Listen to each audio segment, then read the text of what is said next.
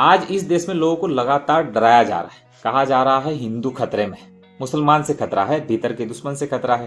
TV, social media और मंचों से एक ही बात दिमाग में ठूसी जा रही, लेकिन कोई यह नहीं बता रहा है कि असल में लोग रोज किस वजह से मर रहे हैं। सच यह है कि लोग किसी मुसलमान के हाथों नहीं मर रहे, लोग सिस्टम की नाकामी, लापरवाही और झूठ से मर रहे हैं। और इन सबको छुपाने के लिए धर्म के नाम के चश्मे पहनाए जा रहे हैं। सबसे पहले आप याद कीजिए नोटबंदी। एक रात अचानक ऐलान हुआ और सुबह से पूरा देश बैंक की लाइन में खड़ा था। बुजुर्ग, बीमार, मजदूर घंटों घंटों कतार में खड़े रहे। लोग लाइन में गिरते रहे, कुछ वहीं मर गए।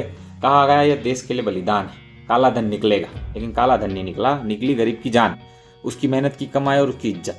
ये पहला संकेत था कि फैसले ऊपर लिए जाएंगे और उसकी कीमत नीचे खड़े लोग चुकाएंगे, और चुका भी रहे। इसके बाद आता है लॉकडाउन और कोरोना। एक झटके में पूरा देश बंद कर दिया गया। न ट्रेन, न बस, न कोई तैयारी।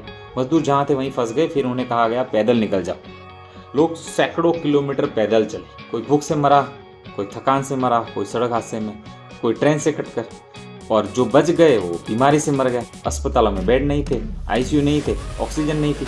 लोग अस्पताल के बाहर तड़पते रहे। परिजन सिलेंडर ढूंढते रहे, श्मशान जलते रहे, लाशें नदियों में बहती रही। और फिर भी कहा गया सब नियंत्रण में है, ताली बजाते रहे। और उसके बाद आता है कुंभ मेला। लाखों लोगों को बुलाया गया। बड़ा प्रधान, मुख्यमंत्री सब लोगों को निवेदन करते हैं कि कुंभ में पधारिए। लेकिन न रास्ते पर्याप्त थे, न भीड़ नियंत्रण, न आपात व्यवस्था। लोग गिरे, एक दूसरे के ऊपर गिरे और कुचलकर मर गए। फिर कहा गया यह आस्था में हुआ, भगवान की इच्छा थी। नहीं, यह भगवान नहीं था, यह प्रशासन की नाकामी थी। अगर व्यवस्था नहीं कर सकते थे तो इतनी भीड़ बुलाना लोगों की जान से खेलना था। यही मैं एक और बात आपसे साफ कहना चाहता हूँ। अगर आप चाहते हैं कि इन सवालों को दबाया ना जाए, अगर आप चाहते हैं कि सच बोला जाता रहे, तो इस चैनल को अभी सब्सक्राइब कीजिए। यह चैनल डर फैलाने के लिए नहीं है, सिस्टम से सवाल पूछने के लिए। आपका एक सब्सक्राइब हमारी आवाज को ताकत देता है। अब आते हैं कफ सिरप कांड पर। नकली कफ सिरप का मामला। माँ ने डॉक्टर की लिखी दवा बच्चे को दी, क्योंकि बीमार होने के बाद डॉक्टर के पास जाते हैं और जो डॉक्टर सिरप लिख के देते हैं उसी से हम ठीक होते हैं। भरोसा किया गया कि सरकार निगरानी कर रही होगी, लेकिन दवा में जहर था। बच्चों की किडनी फेल हुई, दिमाग पर असर पड़ा और मासूम बच्चे मर गए। ये कोई हादसा नहीं था। नकली दवा बिना सिस्टम की मिली भगत के बाजार में नहीं आ सकती, क्योंकि दवाई बनाने के लिए लाइसेंस जारी होता है, टेस्टिंग होती है, बहुत सारे ऑफिसर इसमें मिले हुए थे। क्योंकि जांच किसी ने नहीं की, रिपोर्ट किसने दबाई, ये सवाल आज भी जिंदा है। उसके बाद आते हैं रेलवे हादसे में। ट्रेन की पटरी उतरती है, टकराती है, डिब्बे पलटते हैं, सैकड़ों लोग मरते हैं। हर बार कहा जाता है जांच होगी, लेकिन न ट्रेन की हालत सुधरती है, न सिग्नल की सिस्टम।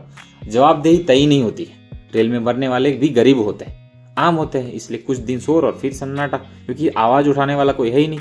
अब हम बात करते सीवर के दूषित पानी की। कागजों में हर घर नल से जल है, लेकिन हकीकत में सीवर और पानी की लाइनें मिली हुई है।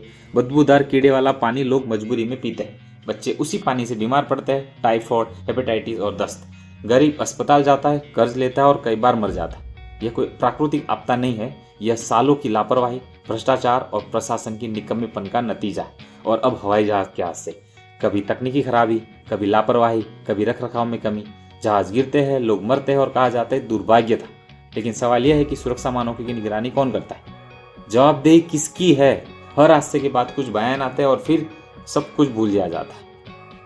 रोडों की हालत ऐसी हो रखी है कि आप सोच नहीं सकते। इन सारी मौतों में किसी मुसलमान ने नहीं मारा है। इन सारी मौतों की वजह गलत फैसले, लापरवाही और जवाबदेही की कमी है। लेकिन इन सवालों से ध्यान हटाने के लिए धर्म का डर दिखाया गया, और जो सवाल पूछता है उसे देशद्रोही, धर्म विरोधी और राष्ट्र विरोधी कहा जाता है। मतलब साफ, मर जाओ लेकिन सवाल मत पूछो। लेकिन इसी लोकतंत्र में सवाल पूछना गुनाह नहीं होता, सबसे बड़ी जिम्मेदारी होता है। और जिस जनता के पास सत्ता बनाने की ताकत होती है, उसी जनता के पास सत्ता हटाने की ताकत भी होती है। अगर आप भी मानते हैं कि चुप रहना समाधान नहीं है, अगर आप भी सच के साथ खड़े होना चाहते हैं, तो इस चैनल को सब्सक्राइब कीजिए, वीडियो को शेयर कीजिए और इस आवाज़ से जुड़िए। अब फैसला हम सबको करना है, डर में जीना है या सच बोलकर खड़ा होना है, क्योंकि अब चुप रहना भी अपराध है।